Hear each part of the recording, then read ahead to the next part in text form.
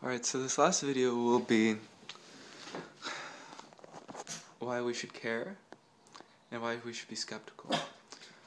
In the first two videos, after following the introduction, sorry, my dog's barking. In the first two videos following the introduction, I addressed two issues, the a priori and the a posteriori. The a priori issues being the philosophical reasons why imposing health upon essentially our children, especially the adult population, and that wasn't a slip of the tongue because in a sense the adult population is just an extension of children if you think about it, is really morally reprehensible. And at the very least a matter of dispute, which is why I don't think that we're nearly at the point where, in the conversation, where it's okay to pass legislation advocating for a dogma.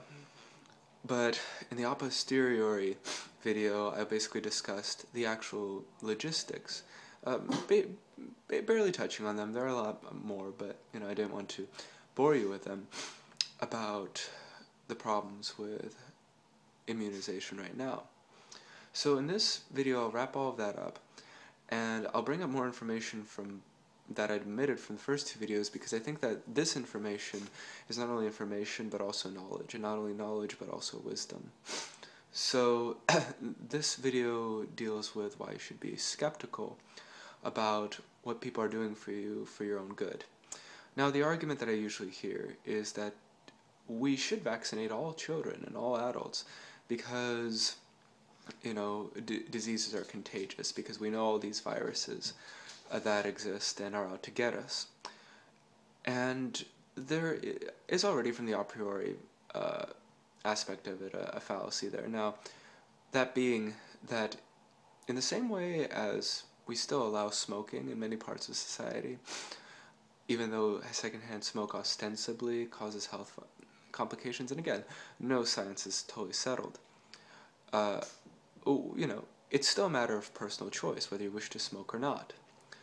And so it is also that if you choose to receive an immunization shot, if you're taking that risk, and it is a risk, it is based in some sort of religious faith and science, so to speak, then you should ideally be all right.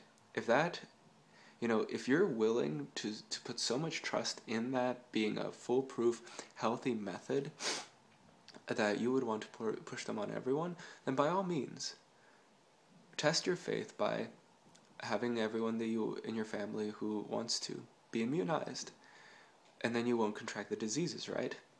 There's a slight problem there, though, because logistically speaking, and this is all a matter of theory, but from what I've heard, logistically speaking, these immunization shots actually create temporary antibodies, or in some way they interfere with antibodies which would otherwise develop a lifelong immunity. The natural working out of the organism develops lifelong immunities. This is why we consistently see this trend in human thought, especially in the works of Friedrich Nietzsche, of what we would call what doesn't kill you makes you stronger.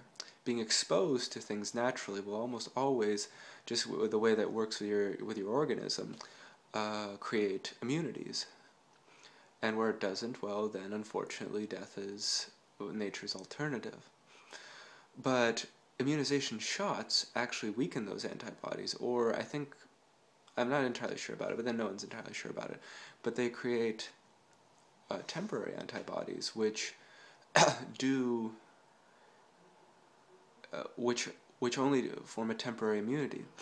That being said, if you know enough about immunization, you know that the basic principles of it are that you give a certain strand of a virus to a patient with the intent that that virus will kill off other viruses, or that with the intent that antibodies will develop an immunity to this virus, which will then, so that they'll be able to deal with the bigger virus. But the problem is always that the virus that you give people sometimes mutates over time and actually becomes its own powerful agent. So it seems to be that no matter what we do, in a way, we're screwed. And as Albert Camus said, the absurd can jump out at you from every corner. You shouldn't place total hope in any kind of technology, hoping that it will indefinitely prevent death. So the prospects seem grim either way. But that's okay, because remember, all of us die, and we never really know what kills us. So the dignity of an individual, philosophically speaking, is to choose what to place faith in, and just kind of put your hope in it. For some people it's in immunization shots, and others it is not in that. But if you want to maintain the dignity of humanity, you have to maintain the dignity of human choice, which is also religious freedom. Legislation that's going into effect plans to remove religious exemptions. This is horrifying. Supposing that you don't belong to a religion which is Western in origin.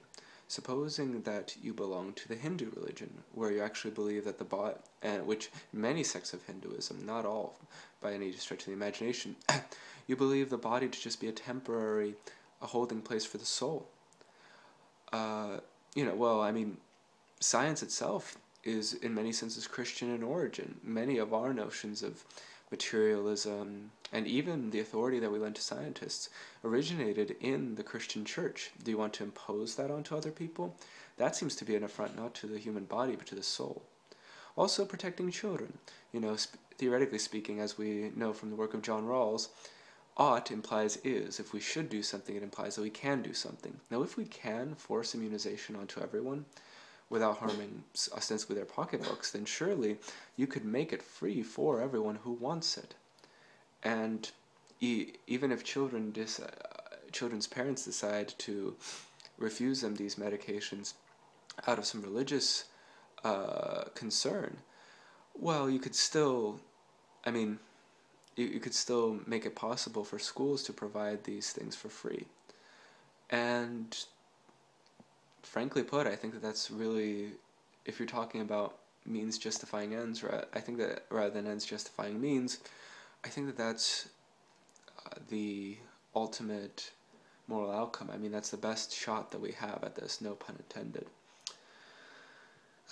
But let's talk about why pharmaceutical companies don't want you to go that way.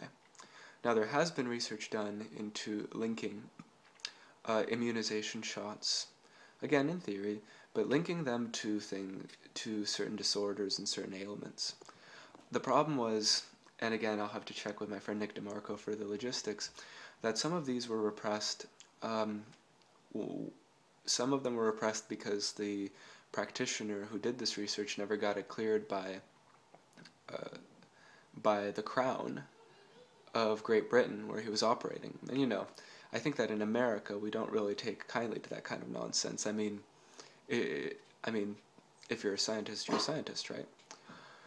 And so, also, pharmaceutical companies, here's the thing about how science works. You can make the statistics say anything. And that's what people don't really want to acknowledge.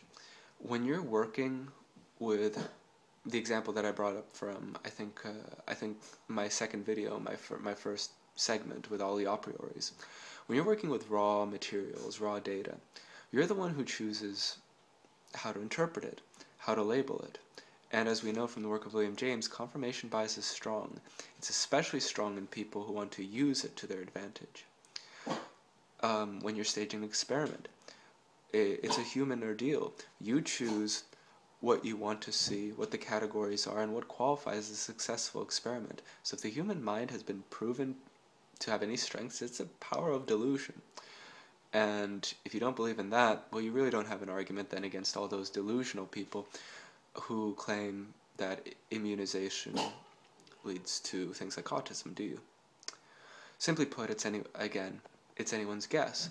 But there are forces in place who want their guess to be right.